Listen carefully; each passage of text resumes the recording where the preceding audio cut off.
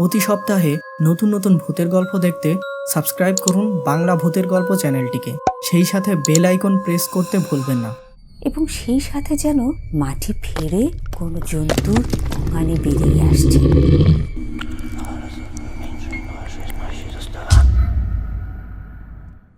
বন্ধুরা, আজকে যে ভৌতিক সত্য ঘটনাটি দেখতে চলেছেন তা প্রায় প্রতিটি গ্রামে অন্তত একজনের সাথে কোনো না কোনো সময়ে ঘটেছে।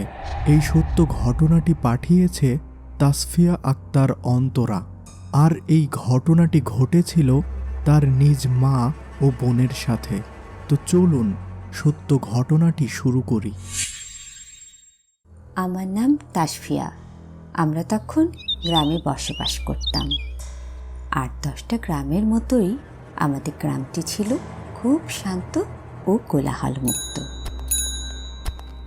তখন সাধারণ গ্রামের বাড়িগুলো পরস্পর থেকে বেশ কিছুটা দূরত্বে তৈরি করা হতো।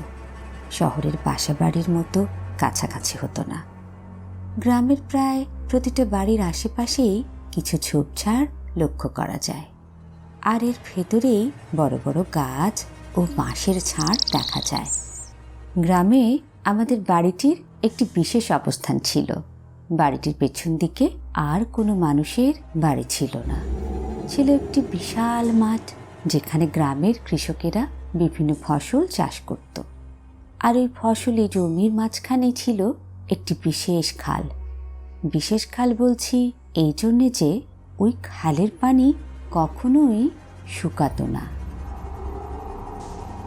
অন্তত এত বছর ধরে বসবাস করা গ্রামের কোনো মানুষই ওই খালটিকে পানিশূন্য অবস্থায় কোনো দিন দেখেনি। গ্রামের বিভিন্ন বাড়ি থেকে অনেকগুলো হাঁস ওই খালের পানিতে সারা দিন সাঁতার কেটে বেড়ায়, আর ঠিক সন্ধ্যার আগে আগে ওই হাঁসগুলো নিজ গৃহস্থের বাড়ি ফেরত আসে। তখন আমার মাও অনেকগুলো হাঁস পালন করতেন, আর আমাদের হাঁসগুলো সারাদিন ওই খালের পানিতে সাঁতার কেটে বেড়াতো। ওই দিন ছিল চৈত্র সংক্রান্তি। সন্ধ্যা হওয়ার পরও প্রতিদিনের মতো হাঁসগুলো আজকে বাসায় ফেরত আসেনি। আমার মা অনেকক্ষণ অপেক্ষা করার পর আমার বোনকে নিয়ে ওই খালের দিকে রওনা হয়।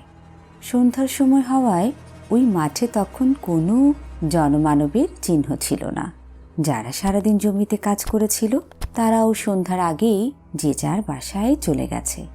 এই ভর সন্ধ্যাবেলায় এই বিশাল মাঠে মানুষ বলতে কেবল আমার মা ও আমার বোন। চারিপাশ একেবারে নিস্তব্ধ। হাঁটতে হাঁটতে খালের কাছে আসতেই হঠাৎ আমার মা পাশের ছোট্ট একটা ঝোপের ভেতর থেকে হাঁসের ডাক শুনতে পায়। মা এবার ওই ঝোপটির দিকে কিছুটা এগিয়ে যেতেই হাঁসের ডাক আর শুনতে পায় না। মা কিছুটা ভয় পেয়ে যায়। একে তো সন্ধ্যা, আর ওই ঝোপের মধ্যে সাপের ভয় তো আছেই। তাই মা সেখানে হাত দিতে সাহস পায় না। তখন তিনি আমার বোনকে বলেন, দ্রুত বাসায় যে একটা লাঠি নিয়ে আয় তো মা। আমার বোন তখন লাঠি আনার জন্য দ্রুততার সাথে বাসার দিকে রওনা দেয়। সেই বিশাল মাঠে তখন আমার মা একাই ছিল। হঠাৎ তিনি খেয়াল করলেন পেছন থেকে, অর্থাৎ ওই খালের দিক থেকে মাটি কাটার মতো একটা শব্দ ভেসে আসছে, এবং সেই সাথে যেন মাটি ফেরে কোনো জন্তুর ঘুমানি বেরিয়ে আসছে। মা তখন পেছনের খালের দিকে তাকানোর সাহস না করে দৌড় দেন বাড়ির দিকে। তার পিছন যেন কেউ বিকট ঘুঙানির সাথে ধেয়ে আসছে। আমার বোন লাঠি নিয়ে মাঠে আসতেই খেয়াল করে জমির আইল দিয়ে মা তার দিকে দৌড়ে আসছে, এবং মায়ের পিছন দিকে একটি বৃহৎ কালো ছায়া ধেয়ে আসছে। এই দৃশ্য দেখে আমার বোন যেন সেখানেই থমকে দাঁড়িয়ে গেল, এবং তার হাত থেকে লাঠিটি সেখানেই পড়ে গেল। মা তখন দৌড়াতে দৌড়াতেই আমার বোনকে বলেন, মা তুই দৌড় দে, দ্রুত বাসা থেকে চল। মায়ের কথাতে আমার বোনটি যেন সংবিত ফিরে পেয়ে দৌড় শুরু করলো বাসার দিকে। জমির চিকন আইল পথ দিয়ে মা ও বোন অনেক কষ্টে দৌড়ে আমাদের বাড়িতে পৌঁছলো। এত সময় ওই ছায়াটি এক বিশেষ গোঙানির শব্দের সাথে সাথে তাদের তাড়া করে আসছিল। আমার মা ও বোন আমাদের বাড়িতে পৌঁছানোর পর ওই ছায়াটি আমাদের বাড়ির আঙিনার কাছে আসতেই এক বিকট শব্দ করে যেন থেমে গেল। এদিকে আমার মা ও বোন অনেক কষ্টে বাড়িতে প্রবেশ করেই তাদের অবস্থা ভীষণ খারাপ হয়ে যায়। তাদের দুজনকেই বাড়ির উঠোনের একপাশে বসানো হয়। দুজনকে দেখতে কিছুটা অস্বাভাবিক মনে হচ্ছিল। এদিকে আমার ভাই আমাদের গ্রামের সব থেকে প্রবীণ হুজুরকে আমাদের বাড়িতে ডেকে নিয়ে আসে। তিনি তখন আমার মা ও বোনের সামনে বসে দোয়া দুরুদ পাঠ করে তাদের দিকে ফু দিতে থাকেন। কিছু সময়ের পর আমার মা ও বোনকে দেখে কিছুটা স্বাভাবিক মনে হচ্ছিল। তখন হুজুর তাদের সাথে কি ঘটেছিল তা জানতে চায়। আমার মা ও বোন তখন ওই সন্ধ্যার সমস্ত ঘটনা খুলে বলেন। এদিকে গ্রামের অনেকেই ততক্ষণে আমাদের বাড়িতে এসে হাজির হয়েছে। সকলে ওই খালপাড়ের কালো ছায়ার কথা শুনে কিছুটা ভয় পেয়ে যায়। তাদের মধ্যে অনেকেই ওই ব্যাপারে হুজুরের কাছে জানতে চায়। তখন হুজুর সবাইকে বলেন, ওই খালটার পানি কখনো না শুকানোর কারণ হলো ওই খালে পানি আসে এক শ্মশান ঘাট থেকে।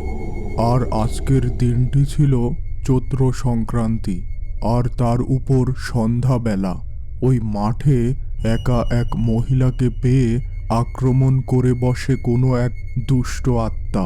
কিন্তু ওনার গলায় মাদুলি থাকার কারণে ওই দুষ্ট আত্মাটি সহজে কিছু করে উঠতে পারেনি। আর অনেক দিন আগে থেকেই এই বাড়িটি দোয়া দরুদ পড়ে বন্ধ করে রাখা ছিল। তাই ওই দুষ্টু আত্মাটি বাড়িতে প্রবেশ করতে না পেরে হুঙ্কার দিয়ে উঠে থেমে যায়। ওই রাতে আমাদের ওই হাঁসগুলো আর আমাদের বাড়িতে আসেনি এবং এরপর আর কখনো মাকে ওই মাঠে যেতে দেয়া হয়নি।